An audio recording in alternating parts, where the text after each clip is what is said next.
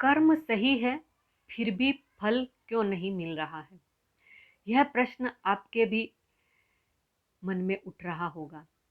मैं गलत कुछ नहीं कर रहा, मेहनत भी कर रहा हूँ, फिर भी जीवन में वह फल क्यों नहीं मिल रहा जिसका मैं हकदार हूँ। तब मन चुपचाप टूटता है और भीतर से आवाज आती है, अगर कर्म सही है तो फिर परिणाम गलत क्यों? आज इसी प्रश्न का उत्तर गीता की दृष्टि से कारण सहित समझते हैं शांति से। कर्म और फल का अधूरा ज्ञान। अधिकतर लोग मानते हैं सही कर्म तुरंत अच्छा फल, लेकिन गीता ऐसा नहीं कहती है। गीता कहती है कर्म करना हमारा अधिकार है, फल देना समय और व्यवस्था का काम है। जब हम कर्म के साथ फल की जल्दी जोड़ देते हैं तो दुख शुरू हो जाता है। पहला कारण समझते हैं, समय का नियम। हर बीज उसी समय फल नहीं देता जिस समय हम चाहते हैं। कुछ कर्म तुरंत फल देते हैं और कुछ कर्म समय मांगते हैं। हम यह भूल जाते हैं कि प्रकृति की घड़ी हमारी घड़ी से अलग चलती है। दूसरा कारण समझते हैं, कर्म के पीछे की भावना। बाहर से कर्म सही दिखता है, लेकिन भीतर की भावना अशांत होती है।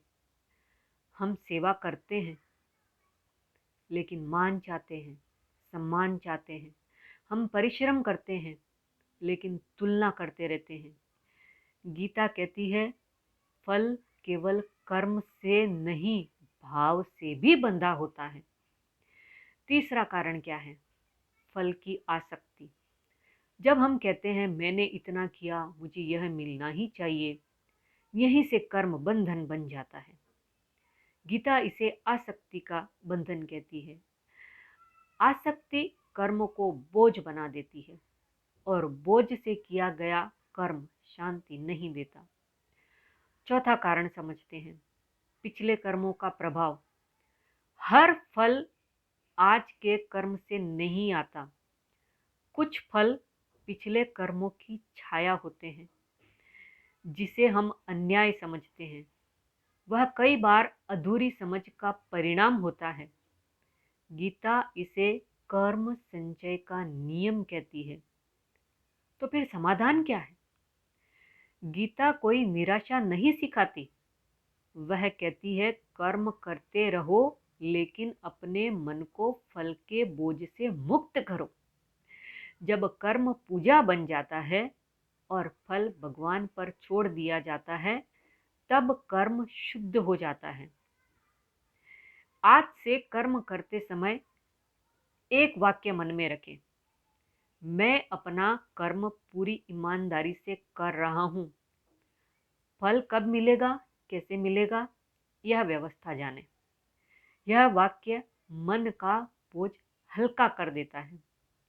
यदि कर्म सही है और फिर भी फल नहीं मिल रहा, तो इसका अर्थ यह नहीं कि आपका कर्म व्यर्थ है। इसका अर्थ है आप अभी सीख के चरण में हैं, फल के नहीं। और जब सीख पूरी हो जाती है, फल अपने आप आ जाता है। यही गीता का गहरा और शांत सत्य